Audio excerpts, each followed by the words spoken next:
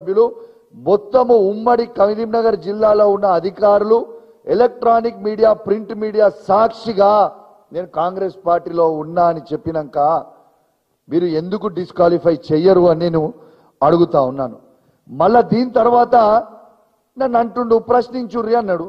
Yes, నేను ప్రశ్నించిన, నాకు ప్రశ్నించమని చెప్పిన ఆదర్శం ఎవరు? రేవంత్ రెడ్డి గారు కదా.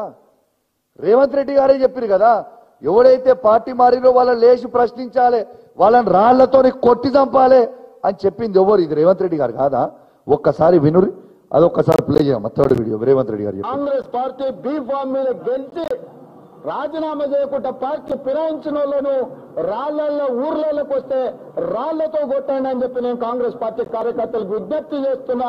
రేపు భవిష్యత్తులో ఎవడైనా పార్టీ ఫిరాయించి వాళ్ళను రాళ్లతో కొట్టించే బాధ్యత నేను తీసుకుంటా. వాళ్ళను రాళ్లతో కొట్టించే బాధ్యత నేను తీసుకుంటా.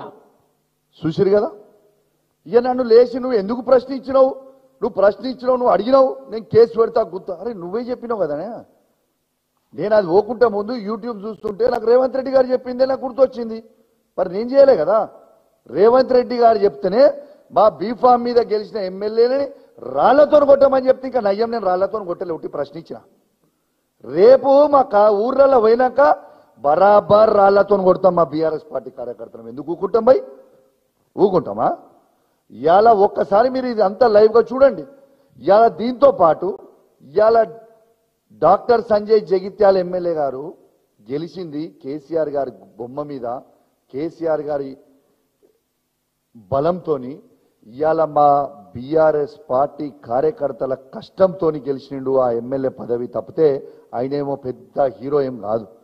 బరాబర్ అడుగుతాం, ఇది చెప్పింది రేవంత్ రెడ్డి గారు కదా అని నేను అడుగుతా ఉన్నాను. దాని తర్వాత ఇక ఏం చేస్తాడు మళ్ళా మనోడు?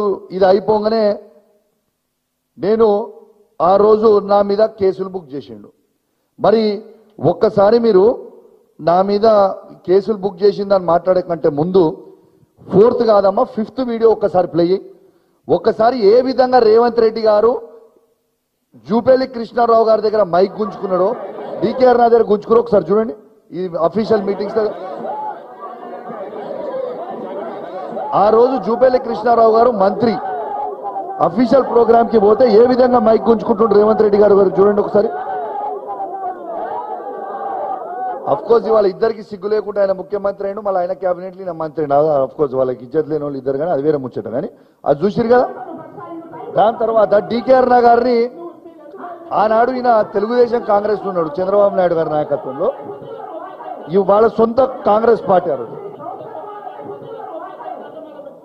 ఏ విధంగా తిడుతుండ్రు చూడండి. ఒక మహిళా మంత్రి ఆ రోజు రివ్యూ మీటింగ్ లో ఏ విధంగా తిడుతున్నారు చూడండి. ఒక్కసారి చూడరు. నీ పని మీదే ఉంటాడట, ఏముంటాడో మన పని మీద. ఒక్కసారి ఇలా మీరు లైవ్ గా వీడియో చూసిరు కదా. దాంట్లో ఆనాడు కాంగ్రెస్ పార్టీయే కదా ఇవాళ ఈయన ఏదైతే పార్టీలో ముఖ్యమంత్రి ఉన్నారో అదే కాంగ్రెస్ పార్టీలో ఉన్న డీకే అరుణ గారు ఆ రోజు మంత్రిగా ఉన్నప్పుడు నువ్వు నోటికొచ్చినట్టు మాట్లాడితే నీ మీద ఆ రోజు కాంగ్రెస్ ప్రభుత్వం, ఆ రోజు ఉన్న కాంగ్రెస్ ప్రభుత్వం నీ మీద కేసు పెట్టలేదే. మళ్ళా ఇదే బీఆర్ఎస్ ప్రభుత్వంలో జూపల్లి కృష్ణారావు గారు మంత్రిగా ఉన్నప్పుడు ఆయన మాట్లాడుతుంటే ఆయన చేతుల నుంచి నువ్వు మైకి గుంజుకొని నువ్వు బూతులు తిట్టినా మా కేసీఆర్ గారు ఆ రోజు నీ మీద కేసు పెట్టలేదే. ఈడేమో నేను మా బీఆర్ఎస్ పార్టీ వాడు గెలిచినోడు దొంగ, ఆ దొంగ పోతాడే దొంగ రాబోయే నేను అంటే నా మీద కేసులు పెడతావా? నా మీద కేసులు పెడతావా నువ్వు? దొంగని అసలు నేను నిజంగా తెలంగాణ ప్రజలారా ఒక్కసారి మీరు ఆలోచన చేయండి. ఇయాలని ఒక దొంగని దొంగ అంటే, ఒక దొంగ దొంగతనం చేసిన తర్వాత నువ్వు దొంగ అంటే అది కూడా తప్పంటే ఎట్లా అని నేను అడుగుతా ఉన్నాను. ఇలా బీఆర్ఎస్ పార్టీ బీఫామ్ మీద గెలిచిన సంజయ్ పోయి కాంగ్రెస్ పార్టీలో చేరిన, ఇది తప్పు, ఇది 100% తప్పు అని నేను నిలదీస్తే నా మీద కేసులు పెట్టి జైలుకు పంపుతా అంటే ఇది కరెక్టా అని చెప్పి నేను అడుగుతా ఉన్నాను. తెలంగాణ ప్రజల్లారా ఒక్కసారి ఆలోచన చేయండి, గమనించండి. ఏ విధంగా ఈ రేవంత్ రెడ్డి గారి ప్రభుత్వం ఏ విధంగా కేసులు పెట్టి హరాస్మెంట్ చేస్తా ఉన్నారో ఒక్కసారి మీరు ఆలోచన చెయ్యండి అని మీ అందరు కూడా విజ్ఞప్తి చేస్తా ఉన్నాను.